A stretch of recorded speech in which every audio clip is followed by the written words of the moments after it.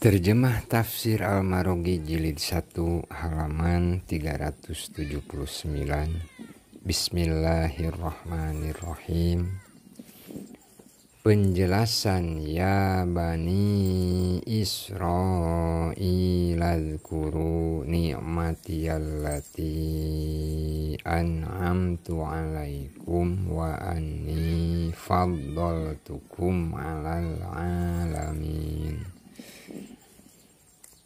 Penjelasan ayat ini memerintahkan kepada kaum Yahudi yang hidup semasa Rasulullah Shallallahu Alaihi Wasallam, juga mengingatkan anugerah Allah yang pernah diberikan kepada nenek moyang mereka,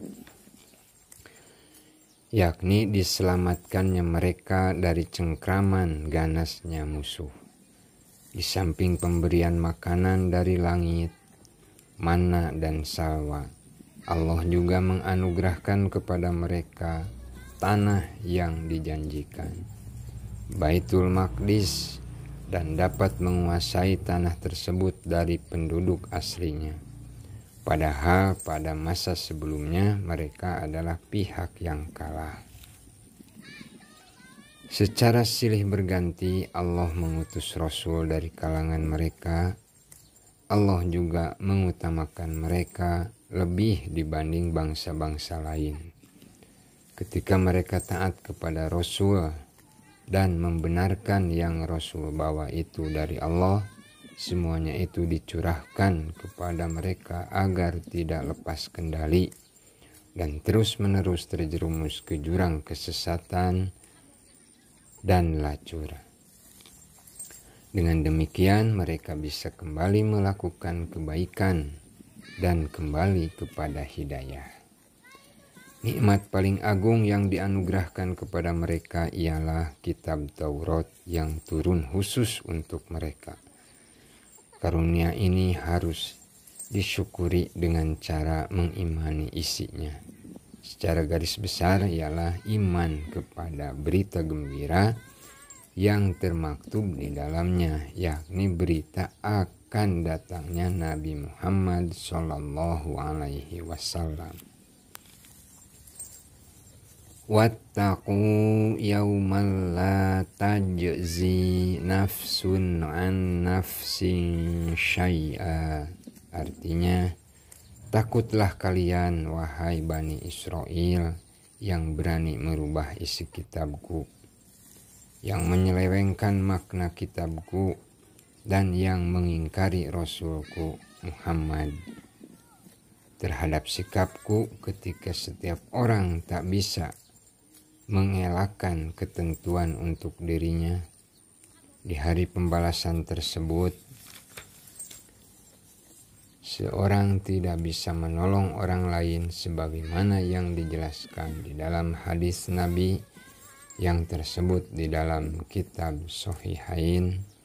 Bismillahirrahmanirrahim. Ya Fatimatu bintu Muhammadin salini min mali ma syi'ti la ugni anki minallahi syai'an. Artinya, wahai Fatimah binti Muhammad, mintalah harta benda yang ada padaku, Nabi, sesukamu.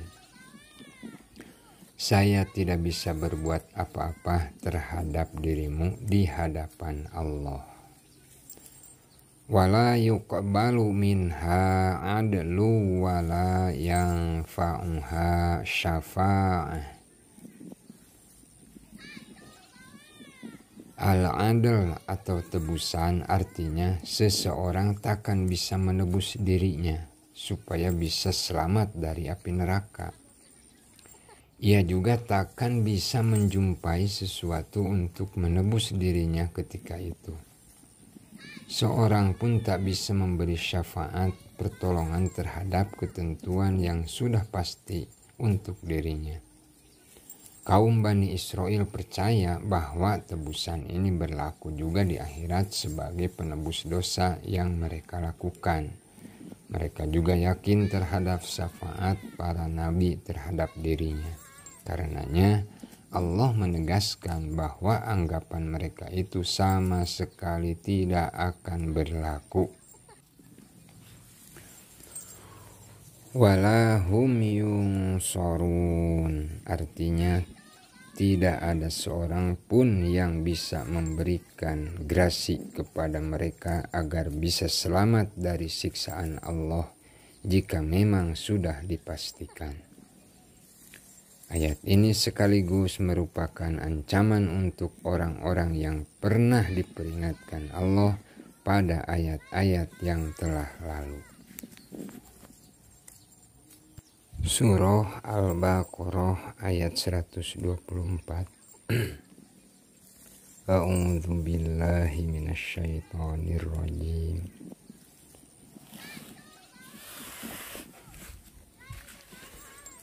Wa idzibtala Ibrahim rabbuhu bikalimatin fa'atammahun. Qala inni ja'iluka linnasi imama. Qala wa min dzurriyyati. Qala la yanalu ahdil dhalimin. Artinya, dan ingatlah ketika Ibrahim diuji Tuhannya dengan beberapa kalimat perintah dan larangan. Lalu Ibrahim menunaikannya. Allah berfirman, sesungguhnya aku akan menjadikanmu imam bagi seluruh manusia. Ibrahim berkata, dan saya mohon juga dari keturunanku. Allah berfirman, janjiku ini tidak mengenai orang yang zalim. Pengertian secara umum, pada ayat sebelumnya Allah membantah perbuatan orang kafir dan menjelaskan kekafiran mereka terhadap Nabi yang selama ini mereka tunggu-tunggu lantaran kitab mereka menjelaskan demikian.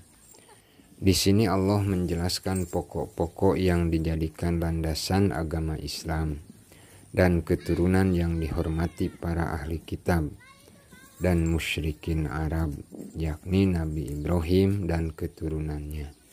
Dengan demikian kaum Yahudi tidaklah sebagai kaum yang mulia dibanding orang-orang Arab, sebab semuanya berasal dari satu agama dan keturunan, yakni Nabi Ibrahim.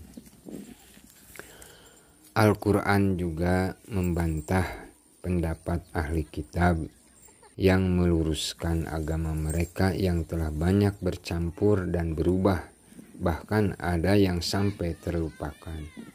Al-Quran juga menetapkan ajaran tauhid dan mensucikan Allah dari hal-hal yang mereka sangka.